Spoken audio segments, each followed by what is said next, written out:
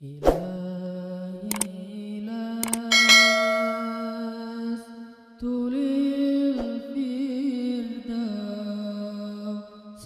a'la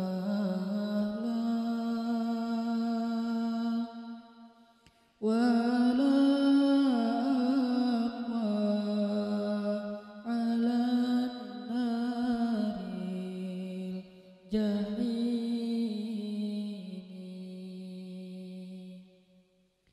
فهب لي توبة واغفر ذنوبي فإنك غافر الذنب العظيم.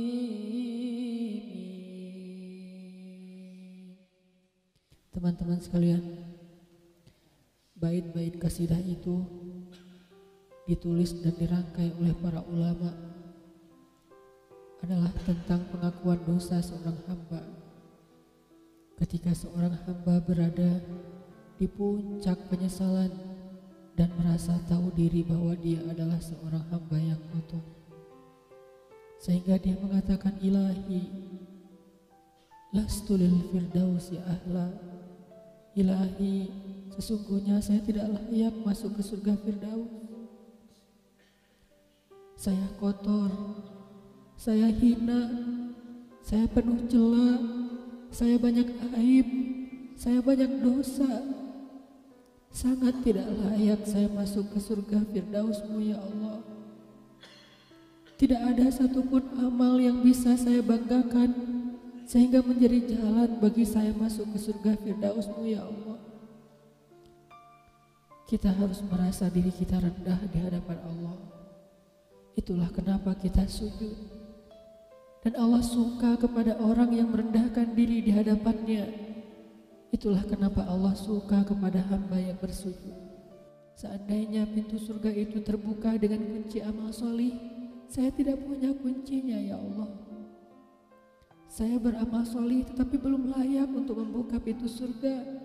Saya sholat, saya puasa, saya tarawih, saya sedekah, tapi semua itu belum cukup untuk membuka pintu surga karena keterbatasan amal solih saya. Masih banyak kesalahan dalam amal-amal yang saya kerjakan karena saya bodoh ya Allah. Lalu bagaimana nasib saya kelak di akhirat ya Allah? Jika ditimbang-timbang, sungguh kedurhakaan saya lebih sering daripada istighfar saya ya Allah. Saya tidak pantas menjadi penghuni surga ya Allah. Wala aqwa 'alan naril jahimi. Tetapi saya juga tidak akan kuat dengan azab neraka jahim-Mu ya Allah. Karena sesungguhnya tidak ada satupun dari makhluk-Mu yang sanggup merasakan azab neraka. Semuanya takut kepada neraka-Mu ya Allah. Jangankan 1 tahun, jangankan 1 bulan, jangankan 1 hari, sedetik pun tidak akan sanggup ya Allah. Karena saya mendengar sesungguhnya Rasulullah SAW bersabda, azab yang paling ringan bagi penduduk neraka adalah dipakaikan baginya sendal terompah dari api yang membakar kakinya sampai mendidihkan kepalanya. Itulah azab yang paling ringan di neraka untuk orang yang paling ringan berbuat dosa. Bagaimana dengan saya ya Allah? Dosa saya banyak, saya pernah durhaka kepada ibu bapak saya. Itu saja sudah cukup bagi saya mendapatkan azab yang lebih besar di neraka, dan saya tidak sanggup ya Allah. Saya pernah durhaka kepada ibu saya marahi ibu saya karena 1 kesalahan. Padahal saya lebih sering berbuat salah dibandingkan ibu saya. Tapi ibu memaafkan saya. Ketika di waktu kecil saya memecahkan barang-barang ibu saya memungut barang-barang itu sambil tersenyum, membelai kepala saya, mengatakan nasihat-nasihat yang baik. Sama sekali ibu saya tidak marah kepada saya saat itu. Tapi ketika telah dewasa, tidak sengaja ibu saya yang sudah tua renta kadang memecahkan barang saya, merugikan sedikit saja dari harta saya marah seperti setan ya Allah. Saya bentak ibu saya ya Allah, bahkan kadang membuat ibu saya terluka, kaget, takut. Pantaskah seorang ibu merasa takut terhadap anak yang dia kandung 9 bulan, yang dia lahirkan dengan taruhan nyawa, yang dia susui dengan darah dagingnya, yang dia didik, dia jaga, yang dia berjaga di malam hari tidak tertidur demi untuk menjaga anaknya dari seekor gigitan nyamuk? Pantaskah ibu merasa takut terhadap anaknya sendiri? Cukup satu dosa besar saja durhaka kepada ibu membuat saya pantas masuk api neraka. Belum lagi dosa saya kepada ayah. Ketika saya berdebat habis-habisan di hadapan ayah saya, hanya ketika ayah saya menasihati saya dengan satu nasihat sederhana, saya debat ia, seolah-olah wawasan saya lebih banyak, ilmu saya lebih banyak, pergaulan saya lebih luas, pendidikan saya lebih tinggi. Padahal semua itu saya dapatkan hasil dari perjuangan dan pengorbanannya.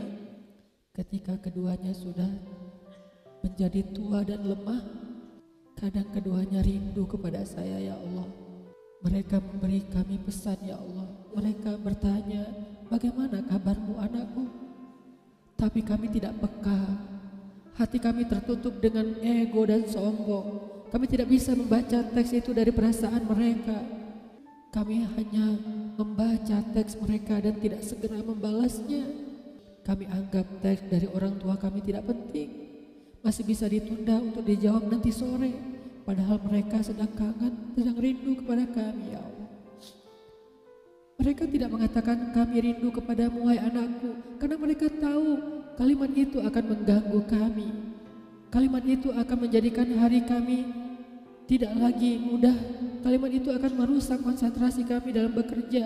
Kalimat itu akan menghalangi banyak urusan kami, sehingga mereka menahan diri. Mereka hanya bertanya, apa kabar kami? Lalu kapan kami berbakti kepada mereka, ya Allah? Sampai seusia ini kami masih merepotkan mereka, ya Allah. Kapan kami akan berbakti kepada mereka? Rasanya kami lupa. Entah kapan kami pernah memijat kaki mereka setelah mereka seharian bekerja. Entah kapan kami pernah memberikan minuman hangat untuk mereka. Kami durhaka kepada orang tua kami, ya Allah. Bahkan setelah mereka wafat, kami lupa mendoakan mereka di dalam sholat kami. Harusnya kami disiksa di api neraka, tetapi kami tidak kuat, ya Allah. Belum lagi durhaka, kedurhakaan kami yang lain, dosa-dosa besar kami yang lain. Kami pernah bermaksiat kepadamu diam-diam, ya Allah. Kami pernah berbuat dosa diam-diam, dan padahal kami tahu itu dosa besar. Tapi kami tidak peduli, kami tidak takut kepadamu. Seolah-olah ancamanmu itu hanyalah mitos, seolah-olah ancamanmu itu hanyalah fiktif, seolah-olah apa yang engkau firmankan di dalam Al-Quran itu tidak benar-benar ada. Kami sombong, menantangmu dengan berbuat dosa. Banyak dosa yang kami tidak bisa menyebutkan satu persatu, ya Allah. Keluh lidah kami untuk menyebutkan dosa-dosa kami, ya Allah. Malu untuk menyebutkan dosa-dosa kami, ya Allah. Tidak ada yang bisa kami harapkan darimu selain engkau terima taubat kami, ya Allah. Fahabli taubatan, beri kami taubat yang nasuha, ya Allah. Terima taubat kami, ya Allah. Kami belum berani meminta surgamu, kami juga tidak akan kuat dengan nerakamu. Kami meminta terimalah taubat kami, penyesalan kami, janji kami untuk kembali kepadamu, memperbaiki diri. Teman-teman sekalian, mari kita baca bait itu dengan penyesalan. Kita baca bait itu seolah-olah kita sedang curhat kepada Allah Subhanahu wa taala.